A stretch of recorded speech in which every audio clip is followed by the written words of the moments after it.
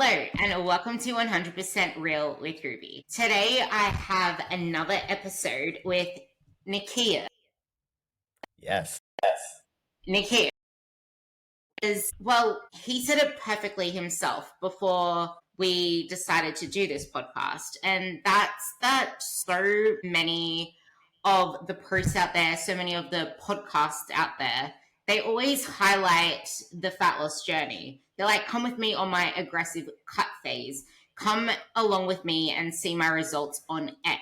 And the thing is that it's kind of exciting to watch those things because you can see the changes happen on a week by week basis and you can tangibly measure fat loss progress because that's all we've ever been taught how to measure, which you would have heard me and even our podcast together with Nikias mention on how there's the scale weight, there's the progress photos, there's all of the typical things that you measure on like 12-week challenges. But when it comes to building muscle, the measures that we need to be focusing on are completely different than those of fat loss because it happens on a different time scale. It happens on a completely different metric system. It's not in weeks. It's hardly even in months, but we pretty much measure in months. And it's not until those months start to accumulate past the 6-month mark that things start to feel a little bit more like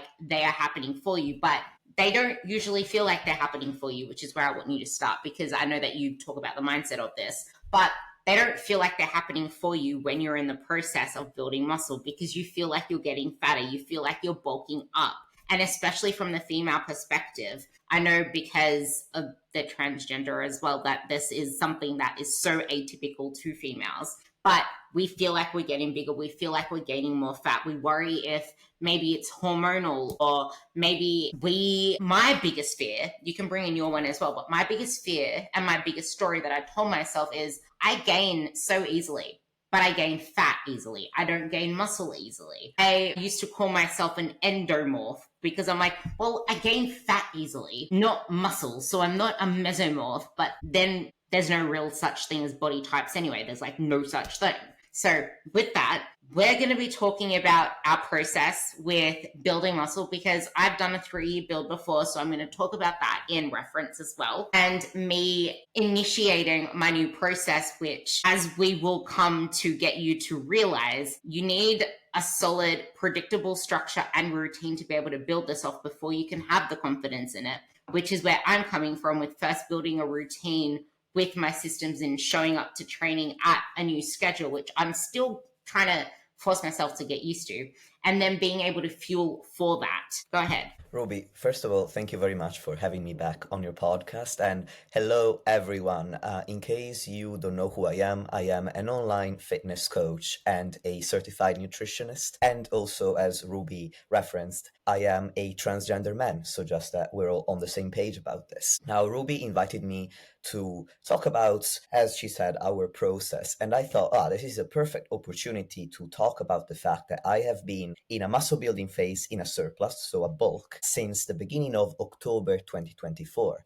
And I wanted to talk about this because, as she said, most people will discuss their fat loss phases, which is excellent, so that we can all gain an insight into how the process that works not only in general, but specifically for one person. However, when it comes to their bulking phases, people don't often talk about them, and even more specifically, they will not post about them as often as they would about fat loss phases. And I think that perpetuates the idea that bulking is a negative part of the physique development process, because instead of pursuing the loss of fat, we are actually accepting to put on weight and therefore a little bit of body fat. I think that when you don't see those physique changes because people won't post about them that happen in a bulk, this can make you think that bulking is worse, in quotation marks, than what it actually is, whereby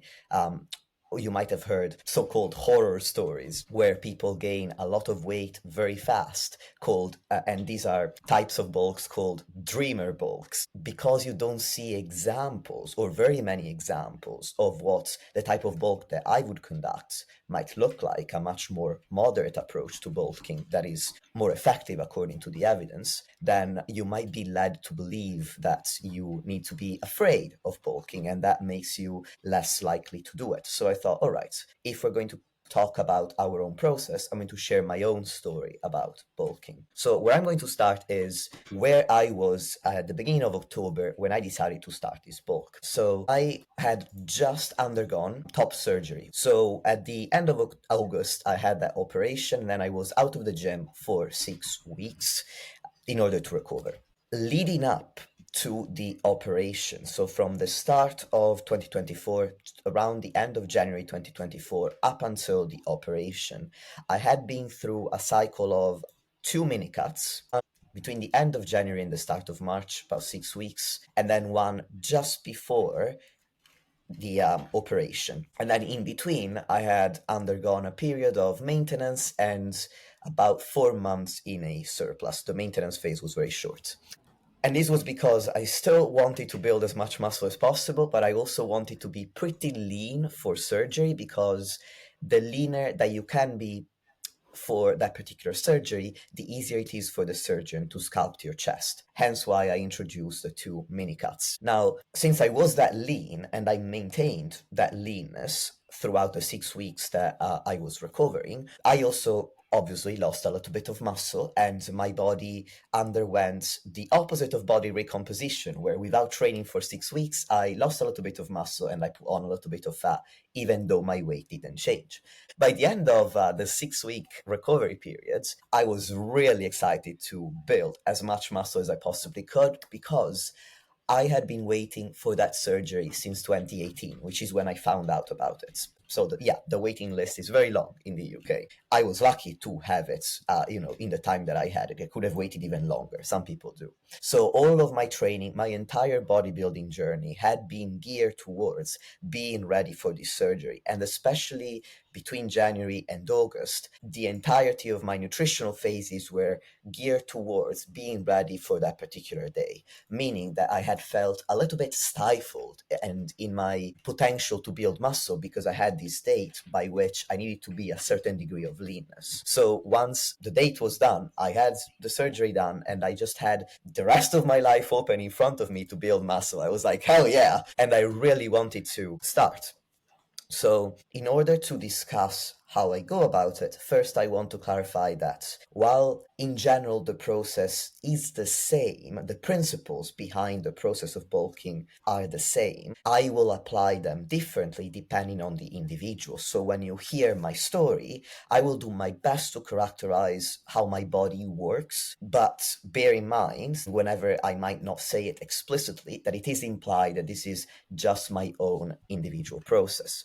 So first of all, I am a very small person. I am 5 foot, nothing. There's nothing after the foot. So I don't have an enormous calorie budget at maintenance. And Ruby has something to say. Go ahead. Yes, I think that this is something that is going to hit a lot of you ladies, because many of you are on the petite side. And if you're anything like me as well, because I'm 5'1.7, and yes, I'm going to include the 0.7 on my one because I can, but we probably you as well. But I don't have a waist, and my biggest fear was that anything that I eat is going to go to my waist. Every time I try to build, it's just my waist, and because of that belief, I held myself back for years. Which I'll get into that after Nikias' story, but this is something that relates to you just as much, because it doesn't matter whether you're male or female. We all have the same insecurities, and this is just so important. Absolutely. I want to clarify that I work with both. Well, both. I work with cisgender men, I work with cisgender women, I work with trans people who are both men and women, I work with non-binary people. And when it comes to bulking, I tend to attract people who are similar to me with my coaching style, because I try to put across my personality on all the social media platforms that I have, on my podcast and blog. So the people I tend to attract are people who, like me, are a bit on the conservative side, where they don't want to put on a lot of body fat. They are a little bit afraid of bulking, and they can get into cycles where they tell themselves, I want to bulk, but then they don't, which is what happened with my very first bulk back in 2019. So I completely understand that fear, and I will speak a little bit to my own insecurities that have certainly improved over the years. So, my first reassurance, well, my first learning point, I suppose, that I want to share is that throughout the process of repeating cutting and bulking phases over and over again, you are going to gain a lot more confidence. You will prove to yourself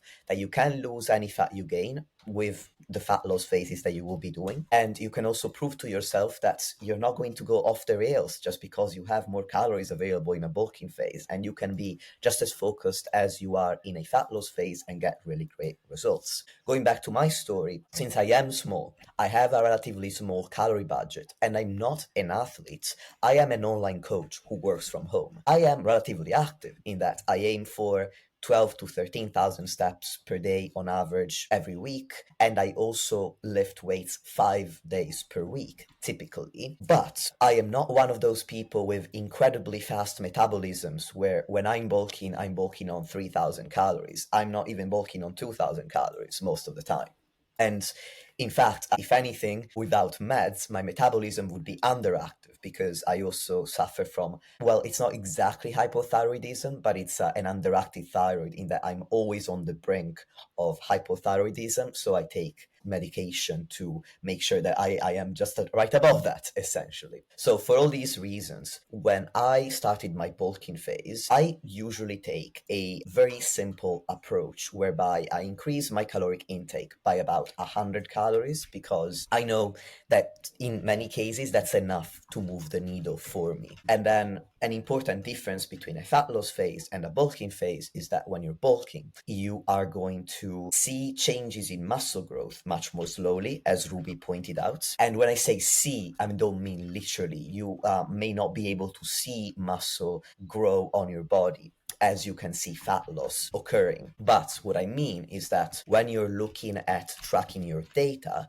I track my body weight and my physique pictures, and I don't expect my body weight to change within a week like I might during a fat loss phase. I typically look at my body weight over the course of 2 to 4 weeks to assess changes. So in the initial 2 weeks, I expected quite a relatively large change in body weight just because I would be eating more food, so I would have more food in my gut. I would be eating more carbs, so I would absorb more water because each gram of carbohydrate is absorbed with about 3 to 4 grams of water, which are usually stored in your muscle, so you're going to weigh more because of that. And also because I would have more energy, I was expecting to potentially incur more training related inflammation from pushing harder in the gym because of the extra energy. I was also in this position where I hadn't trained in quite a long time. And when that happens and you reintroduce a training stimulus, you can also expect to see some body recomposition pretty fast. So if I had been at maintenance, I would have expected to potentially see a visible change in my physique, even without my weight changing.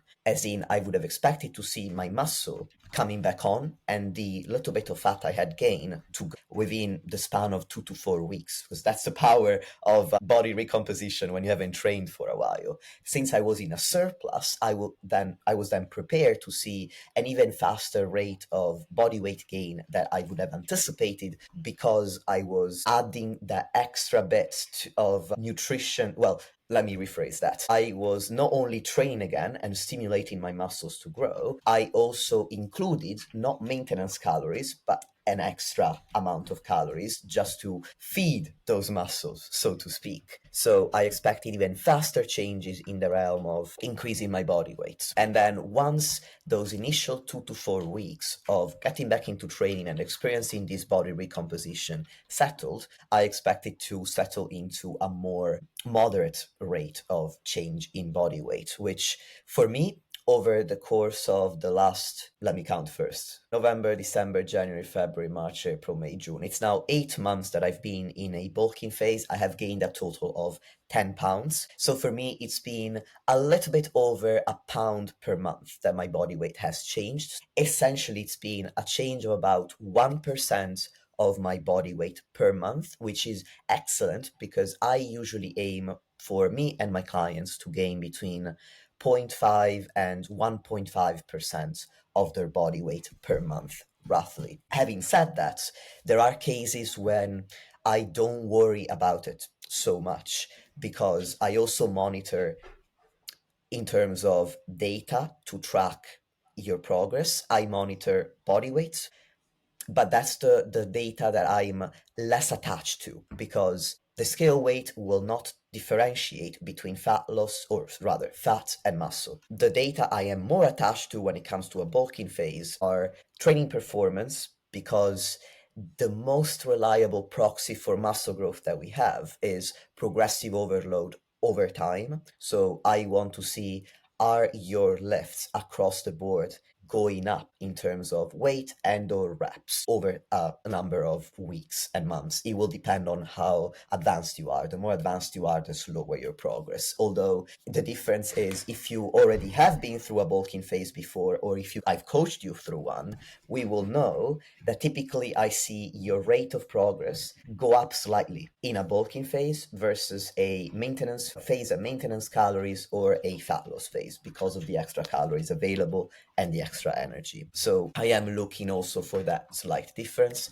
And then the final metric that I track is, as I've said, for myself, physique pictures only. Full disclosure, I don't want to take measurements. I used to take them. It's time consuming. I don't find them particularly useful for myself, especially with all of the body fat redistribution I underwent because I have been on testosterone replacement therapy since 2018. So I basically stopped taking them at some point in 2020 and I never started again. Can I just say that, like, this is my opinion, because if you think about the fact that we want to do this for life anyway, the worst thing that you can do is hyperfixate on body measurements. Not only if you take the slightest millimeter off, it can completely skew your reading. But if you're someone like both of us, or actually, I'm not even going to say that because you probably don't see yourself as you are, which we already spoke about in our last episode. Just if you don't have a lot of fat to lose, taking, like, this is where progress photos, this is where body weight measurements, and this is also where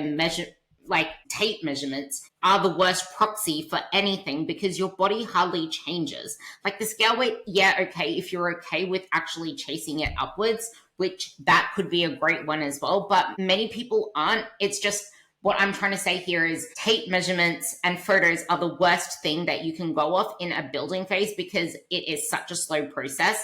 Maybe taking, actually not even maybe, definitely taking gym selfies, taking gym videos, because when you compare them year to year, the change you see in your muscle density, the muscle maturity, the muscle definition, the leanness, which happens from adding muscle tissue, not from losing body fat, is going to show so much more, because you'll get leaner the more that you build muscle. And even at the same body fat percentage, you will look so much leaner with a shit ton more muscle. Keep going, because I'm going to talk about a whole bunch of other shit when you're done. Well, I don't necessarily agree with you, Ruby. I think it's actually useful to take measurements and physique pictures. However, with regard to physique pictures, I like for my clients to take them when they're flexing and when they are relaxed, because when you are flexing, you are going to see your muscle mass much more clearly. So that gives you a better indication of whether changes are occurring in a bulking phase. And the second caveat I have is that you need to be more patient. When you take these physique pictures, I wouldn't take them more than once a month. And in a bulking phase, I would not compare them for at least a good 4 to 6 months. And That's even the hard better, thing, though. and even That's the better, hard thing, though, because most people that like, I attract a lot of people who have a history of nitpicking themselves to the nth degree. That's like my come at this. But yeah, really understand. I have clients like that as well. In fact, with them, I would not, don't want to say I enforce it, because I can't really order people around, although I like to think I can do that in my position as a coach. But I do ask the people who are going to be more critical about their physique to send me their pictures, delete them right away, and promise to themselves and to me not to look at them. And I use this analogy for them. I tell them this is simply data, just like you rate your sleep and your stress levels on the spreadsheet that we share, and you don't think much about it. Send the pictures and don't think much about them. I promise to you that if they become relevant, I will tell you about it. And I always do. If pictures become relevant for the work that we're doing together, then I will tell them, based on the comparison I'm making between this date and this date, this is the coaching decision I want to make. In any case, I would recommend taking progress pictures once a month and only comparing them in a bulking phase after 4 to 6 months minimum. But also, this will depend on how advanced you are. If you've been training 12 years, you're not going to see much of a difference in muscle mass after 6 months. The best would be to compare the physique pictures you take at a certain body weight with the physique pictures that you took maybe the previous year at the same exact body weight, so that you can see whether you have gained muscle and or lost body fat, so you look leaner at the same body weight, or you look bigger, as in more muscular, at the same body weight. In any case, with regard to measurements, I also wouldn't recommend them more than once a month, and I actually prefer physique pictures on the whole, because there is a degree of human error when it comes to taking measurements. So if you wanted to reduce the human error as much as possible, I would recommend taking them once a week, because then you're practicing regularly. And I have some clients who do that, but then it really comes down to your relationship with numbers, because just like some people can get a bit too much in their head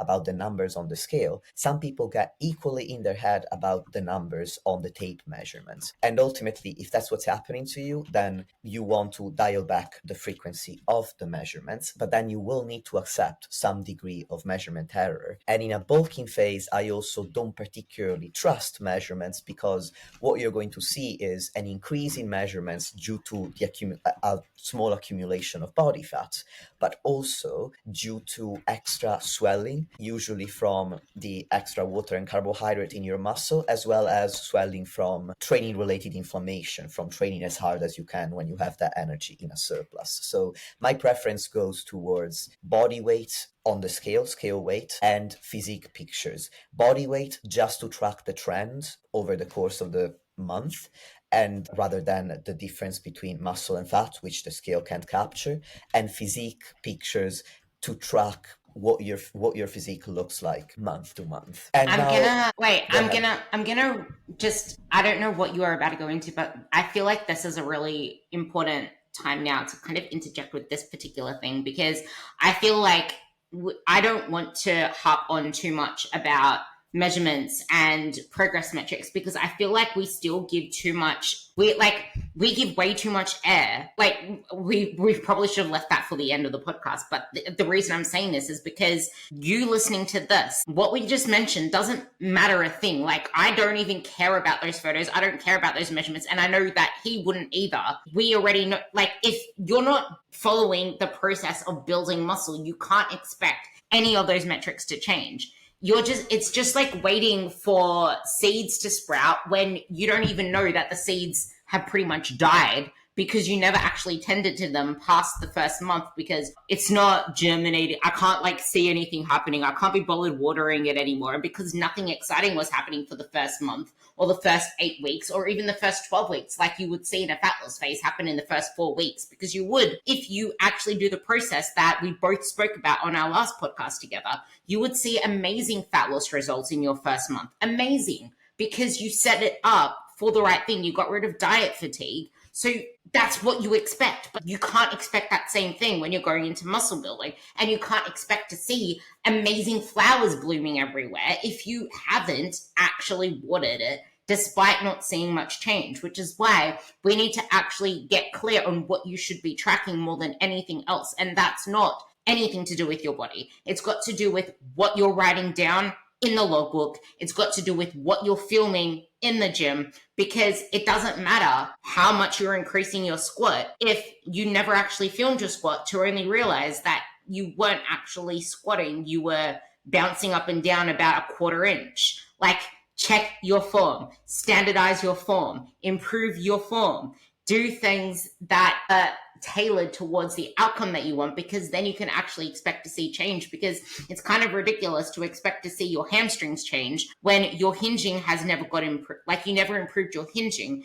You never actually used the leg curl properly, because it was momentum and it was putting pressure into all other areas, because that's also a really easy thing to do. Why do you think hamstrings are one of the hardest things for women to build? because it actually requires some technique in that area. And yes, it takes time to do.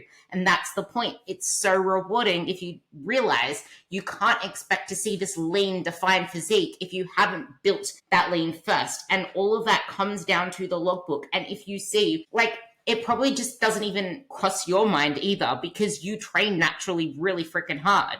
It's part of what you do. That is like your thing. We train ourselves hard. And like, I'd never even think of it twice until someone mentions it to me or says, you train really hard. I see myself as just like someone who trains normally, because I always compare myself to the males. But then when males come up to me and say, wow, you're actually really strong. Wow, you train really hard. It's like, oh my God, this is actually like in the minority. So if you're a woman pursuing this, realize you are in the minority, because it is very rare for women in particular to be pushing themselves. Like males, they typically do that. Mostly it's males that need to like zen the fuck out and stop doing so much. But at this, like, this is where your missing link is. Stop caring about what the scale says. Stop caring about your physique photos. Stop caring about any measurements of anything if you're not actually measuring the things that are gonna drive change in those outcome areas. Because otherwise you're just gonna keep letting yourself down, getting defeated, and then losing self-trust in the process. And the reason I wanted to interject here is because I wanted to bring it around to what you said at the first, where people are showing the fat loss process because bulking it kind of makes it off that bulking's worse, where I don't think that's the case. I don't think it's because people think that bulking's worse. I hate the word bulking. I'll never use it. I'll use building. But I think it's because of the fact that no one's ever been, I know it's because of this, because I've mentioned on every single podcast by now. It's because you don't know where to look. You don't know where to focus. You don't know how to train for physique change, because it is not physique change if your program isn't properly progressively overloaded, which doesn't mean changing your program because it's week 8 or because it's week 10. It's actually getting stronger on the same movements. And like you said, when you've been training for years, you're not going to see that many changes in your body. Well, you're not going to see that many changes in your physique logs either. Like, if you've stuck with an exercise for long enough, you're going to keep fiddling between the same weights, especially for upper body, because we cannot progress our upper body at the same rate as our lower body. And if you're going to get down on yourself and then switch shoulder presses because you haven't improved on your shoulder presses in the last month or two, well, no shit, it's your shoulders. And if you're doing them right with the full range of motion, they're going to be really hard to increase the weight on if you're going from 12 to 15 kilos. This is where I will kind of say get micro plates. But you can chase the reps up. You can keep trying to improve there. But also keep in mind that everything you do in your program has a spill-on effect. So if you've got a lot of squat patterns or a lot of quad focus movements, then don't expect your quad movements to increase as much as if you had less volume for it. But at the same time, what are we trying to get out of this? We're trying to get hypertrophy out of this. And if we're frequently taking that muscle to the effective reps, to the stimulative reps, you're going to get the results. It's just you need to keep showing up and giving your best effort until your form fails, until you fail. Then you know that you did your job, you recover, you come back. And you can actually get a lot more out of it because now you're well fueled. And I will ask you a question on that one as well, because I kind of want to tie into what I think is going to be really important out of this, because you did mention you did too many cuts and you only did a short maintenance phase. And I think that's very tailored to this. But this is just like my hugest rant, because it even happens with fat loss. People are too focused on the outcome measurements that you're never going to see the change there. You're always going to feel let down because you're going to be comparing outcome you already are comparing outcome measurements to what you see online. And that's just the harsh reality check that I need to say right now, because I'm seeing it everywhere. You're expecting this before and after transition because Joe Doe on the internet, who's selling his bikini programs, got these 8 weeks. They're not even 8 weeks. They're more like 8 months or 2 years that he flash it around saying they're 8 weeks when they're not actually 8 weeks. And if that was achieved in 8 weeks, that is not even going to be sustainable, because what's going to happen after that? There is no way that what they did between such extremes is going to be sustainable. And regardless, you're not an after photo. I had a client say to me that she's always been chasing after photos. That's why she was never fulfilled. She was always like doing more. And then she never actually got any traction. And this is the thing. You're not an after photo, because you can get that after photo. Then what's going to happen? Look at my before and after. And then you'll spend the rest of your life wishing you were back at that last after photo because you didn't even think about what was going to happen next. It doesn't matter if I start smoking, I'll deal with my lungs later. You're not going to see that when you have lung cancer. I don't know why I brought that into it, but it's just like a similar analogy. We need to focus on the elements of what leads to muscle building and and there is no point expecting change. This is where I'm going to come to now with the cuts. There's no point expecting change or expecting to see the progress at the rate that we want to see it in strength. Because I had my coach say this to me as well. I can't remember if I messaged it to you, but he's like, if you want to see your strength keep continuing to track up and have you feel like you're progressing forwards in such way, we need to have even more fuel coming in, because I'm starting to move into this building phase. But because I've been so wish-washy with my training times, I want to make sure I have never not been in maintenance. I have never been in a deficit since 2020, 2021. So when I say that I'm not eating as much, I do not mean that I'm in a deficit. I've continuously been at least 2,300 calories this whole time. My building calories should be around 26, 2,700. That is what I'm aiming to move up to once I have my sleep in check,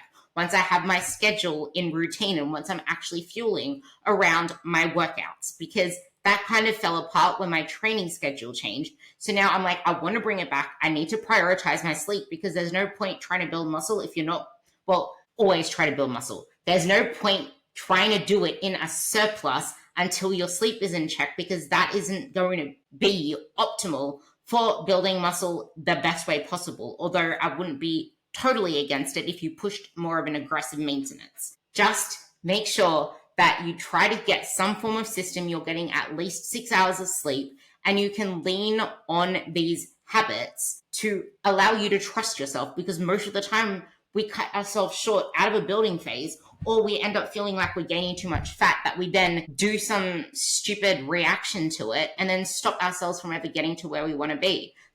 That's why I had to do that rant. It's like, if you can't keep that trust in yourself to do a building phase for long enough, which is longer than 12 weeks, it's at least a year. Try do it for 2 years. If you can put in the patience to get yourself to a phase where you're building for 2 years and then maintaining that without even slashing your calories for another year, for 3 years, focusing on all of these elements that I just mentioned with your training, focusing on getting as strong as possible, progressing in your training, putting in your best efforts, you will never really need to do a fat loss phase ever again, because as soon as you do that fat loss phase after that build, you're going to see the definition, the leanness that you always wanted. But that's not going to happen if you keep testing out the waters, doing mini cuts every 4 weeks, because you want to see what's happened, or you don't want to get too fluffy and rant. Too many cuts. That was a question to you. You said that you were doing too many cuts and you didn't do the maintenance phase for long enough, sort of things. How did that hold you back? And then where can we start moving this forward now so that people can start implementing this stuff the right way and start focusing on the right things? I must have miscommunicated. I never said I did too many cuts, at least not on this podcast. Maybe you are referring to the fact that I spoke about the fact that in 2021 and 2022, I ended up doing 2 photo shoot preps where I underwent a 6-month diet in order to lose fat, to be as lean as I could, for a photo shoot that I did in April 2021 and then another one that I did in August 2022. In hindsight, that held me back from spending a long time building muscle, because of course for 6 months out of the year I was focused on losing fat. But not only that, I achieved a degree of leanness that wasn't sustainable for me long term. So I had to undergo what bodybuilders would refer to as the post-diet recovery process afterwards. And when you are undergoing that recovery process, you are trying to regain body fat primarily to get back to a body fat level that's sustainable for you. And in the process of doing that, while you will be building muscle as well, it won't be the same as when you are at that sustainable level of body fat. So what I wanted to speak about, it was the fact that was a number of things that used to hold me back in a bulking phase, especially from the mindset perspective, which I think will be helpful. So first of all, and the 2 photo shoots come into that, I was more focused on seeing leanness in my physique as opposed to seeing muscle growth. I preferred at the time to see a leaner physique. I believe that also distorted my view of my physique, where when I look at pictures of when I was in a smaller body than I am now I am basically the heaviest that I normally get to in a bulking phase. And normally at this point, I would consider a fat loss phase, whereas this time I haven't yet because I actually really like my physique at the moment. And this bulking phase is going really well. But when I look at pictures of when I was leaner, my physique was leaner, and I used to prefer that look. Now I notice how small I look, and I think to myself, I look like my physique looks really scrawny in these pictures. But when I was that lean, and that was my preference, I only saw the muscle definition that I had, and not so much the fact that I was still small in terms of my muscular development. And anything away from that, I bet that you started feeling fluffy as well. Because if you can't see the video, everything that he's saying is what I felt too. Like, yeah, explain that part, because I feel like that needs to be addressed. Where you thought that you were only focusing on the lean, and then anything away. If when you still had moments where you felt really fluffy then, but now when you're looking back on it, it's like, I'm actually in my best physique now. Holy shit, I was actually tiny then. I built so much muscle because I've trusted myself. Yes, which is a good segue into the second insecurity that I had, which was gaining weight too fast. Because, as Ruby said, when I gained maybe, say, 5 pounds roughly, I would already miss the leaner look that my physique had those 5 pounds earlier. And so, as a result of that, I held myself back by overtly focusing on the changes in scale weights, whereby I was really trying to micromanage the speed at which my weight went up. I wanted to nail not only the range that I gave you earlier of 0.5 to 1.5% of body weight gain per month, I wanted to nail the specific percentage change. If I said I am going to bulk at a rate of, and I want to gain at a rate of 0.75%, if it wasn't exactly 0.75%, it was 0.8 or 0.9 or 1%, I thought I was gaining too fast, and I would therefore tend to drop my calories back down, which resulted ultimately in a cycle of thinking I was in a bulking phase, so in a surplus, and actually spending a lot of time at maintenance. And this was probably the biggest mistake I made in my first ever bulking phase in 2019.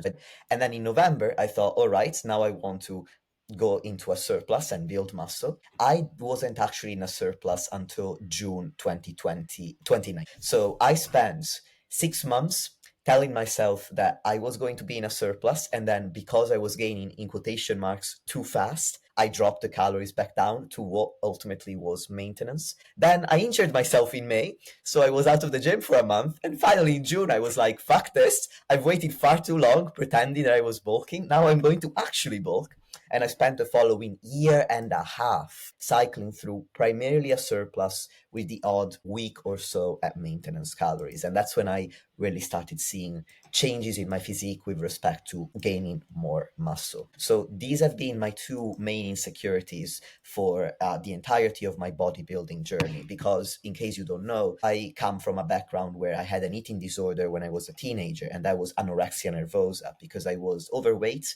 I lost a lot of weight very fast, and I then became obsessed with maintaining that tiny body. So psychologically, I am in a way wired towards being afraid of gaining body fat when I'm bulking. Throughout discussing my process, you might have noticed that I've been speaking about this latest bulking phase from a really positive mindset. And I want to tell you now that even when I started right after top surgery, since I was pretty lean, I did not have the same exact mindsets. So if you start a bulking phase and you feel similarly to where you're a little bit afraid of the body fat gain, and you're focusing on that more so on the fact then on the fact that you are acting in alignment with your goal of building muscle. Trust the process, because the more you get used to being in this new phase, the more you see that you are making progress in the gym and you feel differently, because in a surplus you will have more energy and more zest for life, especially if you come from a long time of reducing your calories and constantly feeling deprived. You will certainly notice a difference. The more you practice these behaviors, the more at ease you will become with the changes, and you will really start to understand this phrase that I heard once and I always really liked, which is that you're putting on pounds for a purpose. It's a phrase that always makes me laugh, and I think it's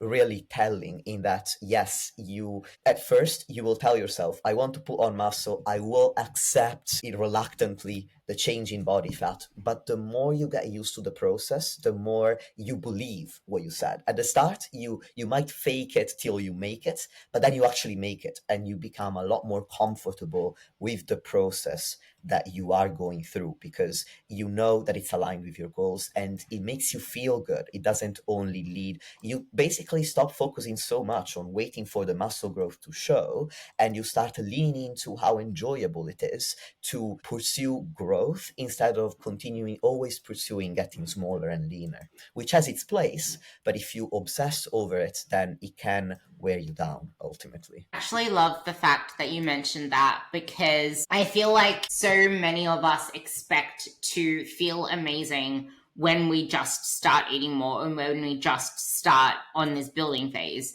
But it's very hard to experience that if you haven't yet worked on your relationship, on how you view things, and realize that your version of reality doesn't match everyone else's reality. And it can, like, you can feel like you're getting bigger, you can feel like you're gaining fat, you can feel like things are getting worse before they eventually get better, because it feels very different. You're going to feel full. It is a foreign feeling. And when something feels different, it can start feeling wrong. And this is where we need to set the expectations. And this is kind of where I was going before, which I think is a really great way to sort of tie up this podcast, in that it's not that meant people think bulking is worse, or whatever misconceptions are around it. It's not even anything that you probably think it is. It's more so that we have misaligned expectations of what the building process looks like. We've approached it the wrong way. We think that just not dieting means that, okay, we can go all into building and we're going to see muscle change. No, because you do need a training program that is designed for building muscle. And it needs to be, it's not even just the program itself, it's how you're lifting. It's how you're executing. It's the effort that you're putting in, because nothing else matters if the effort isn't there for you to actually signal, hey, I want you to grow muscle. You need to adapt to this change because I'm putting a high level of stress on you. And then it is, okay, so is this fuel actually matching the training that you're doing? Because you need to be able to recover. Something that I really want to talk about very soon is that people have gone from one side of the extreme to the other. Like, now everyone is highlighting a lot of things that Stacey Sims is saying that's wrong, because she's saying that fasted training is the worst thing that you can do for your hormones, and you need to eat within 45 minutes and blah, blah, blah. And everything that she's saying is completely false. But on the opposite side of the spectrum, because people are trying to come at it to try to show that what she's saying is wrong, now all of a sudden we have, it doesn't matter what time you eat your food before, it doesn't matter what time you eat after. It's like, no, meal timing matters, because if you're not recovering, that has a lot to say with the fact that you did not have enough protein in the system to repair the muscle that was being, I want to say, torn up, but we know that it's not just torn up, it's just the tension that you put it under, which tension isn't always the same as tearing up a muscle, even though, yeah, you sometimes do tear the muscle. It's just like not muscle damage. There's a difference between muscle tears and muscle damage. Regardless, it's like you didn't have the materials there to help you recover fast enough. And the longer that you stay in a non-fed state after, the higher your cortisol will stay elevated. And cortisol is an amazing thing. You want cortisol to be really high when you're training, but you want it to recover and come back down through fueling. And then if you screw that up, of course your metabolism is going to get whacked, quote unquote. Of course your hormones are going to get fucked, quote unquote. Of course you're going to end up gaining more body fat, quote unquote. Because now you have wacky blood glucose levels. You're going to end up raiding the pantry at nighttime because you were told that meal timing doesn't matter.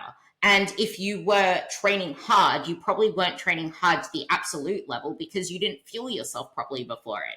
So yes, meal timing does matter for optimal physique progress, regardless of what anyone says. But no, you're not going to die and rivel into a little dead bug. Or like it's like what they're saying is true, but it's also not true. We need to realize what is the outcome that I want. I want to fuel it. People say, well, it doesn't matter. You can still get great body composition results. It's like, well, yeah, you can slightly see some changes until you actually are past the newbie phase and you want to see more and more out of it. And if you're a busy mother and if you've been chasing fat loss for your whole life and now you're in your 35s, in your 40s, this shit matters more because everything you're doing is also fighting for muscle loss. And a calorie deficit is the best place for muscle loss if you aren't putting in these things in practice. And that was just something I wanted to rant on about the building, the actual fueling for it as well, because eating more doesn't equal muscle. Bumping up your carbs because you need carbs doesn't equal more muscle. Training harder and lifting heavier doesn't equal more muscle.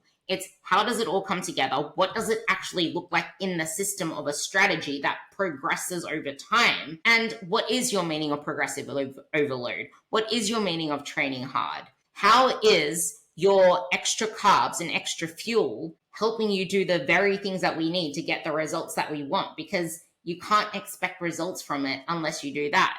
But you can be doing all the things right and still not see any change because your expectations then are the ones that need examining. So we have everything in check. Expectations. That is now the metric system. It's not in little chunks now, it's in big chunks. Are you realistic with the time frame it takes to see changes? Then are you willing to stay pushing through when it's summertime and the first thing that comes to mind is I need to lean up for summer? Because that, more than anything, is where most people screw up. They want to get lean for summer and you never gave yourself enough time to build for long enough. And it might have taken you 3 months to even get into your build. So what did you build for? Like 3-4 months? Like it takes time to build this up. It takes time to start fueling, to start accumulating these things. But would you rather keep yo-yoing between both for every single summer looking worse over time because you never actually put anything into building realistically? Or would you rather set yourself up for long-term success where you never need to diet again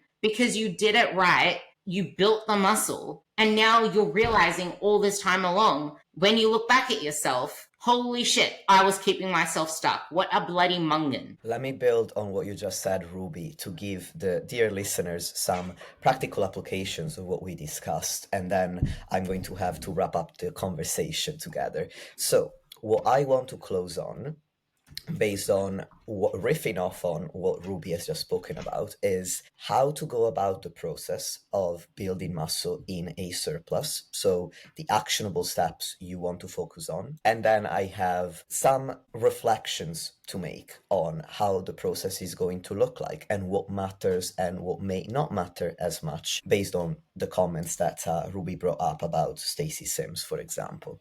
But first, what are the components of the process that you need to prioritize? This is the hill I will die on, because we always think about the fact that in a bulking phase or a building phase, whatever you want to call it, you're likely going to be in a surplus. We always prioritize nutrition in our thinking. But what's most important if you're trying to build muscle is your training program.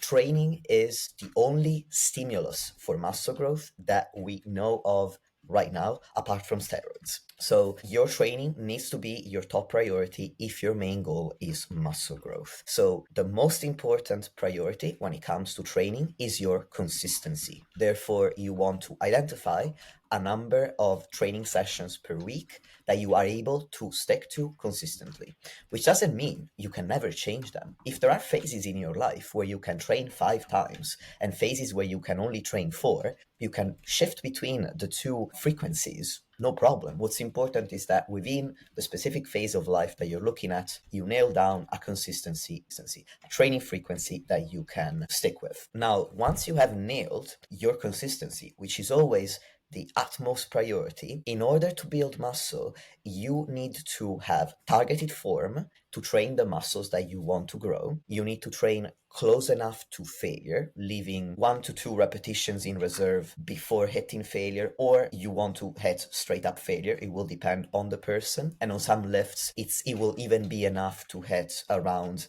3 reps in reserve. So it depends on the exercises. But if you're leaving 1 to 3 repetitions before failure, you're training really goddamn hard. And the other, in addition to that, my current read of the scientific literature on hypertrophy is that you want to perform as much training volume, so as many sets for the main body parts that you want to grow within a week that you can make progress with and recover from. So it's not do as much as you possibly can and always feel like you can't even sleep at night because you're that sore, but it is if you are performing, let's say, 12 sets per week for your glutes and you're recovering really well, you don't get particularly sore, and you're making progress in your lifts, and you have the time availability to maybe add an extra set, then why not? In my opinion, that could only lead to better results up until you realize that you've hit a point where you either no longer have the time to do it or you're no longer recovering. It's not either or, there are 3 options.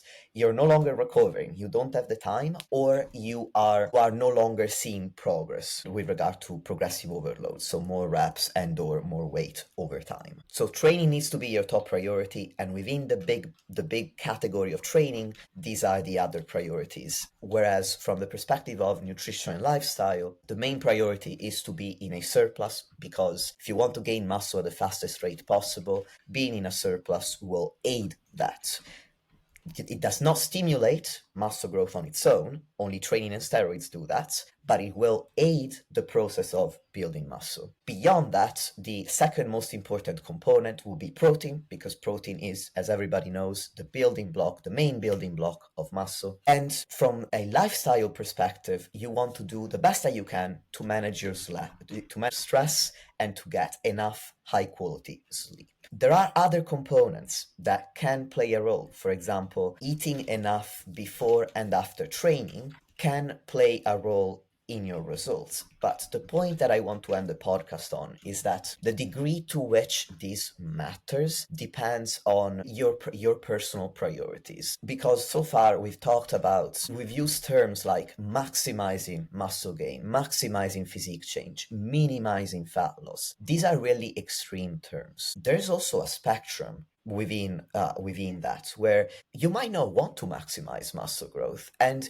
you might be okay with not necessarily putting on as much muscle as you possibly can in this building phase, and maybe as a result of that you gain weight a little bit more slowly. You're not going to see the same degree of physique change. This really comes down to you as an individual. If you are a busy, self-employed professional with kids, and you can only have the time to train 3 times per week, you're not maximizing muscle growth, because your priority is your kids and your work. So already fitness is the third priority. So yes, you're going to build muscle, but within the constraints of training 3 times per week, that means that you might not need that much fuel. It definitely means you won't need as much fuel, because we want to match the calories that you're eating to the training stimulus. So if you're training 4, 5, 6 days per week, you will need much more fuel. And that's okay. Like, not everybody needs to maximize every aspect of the process in order to see good results. What you need is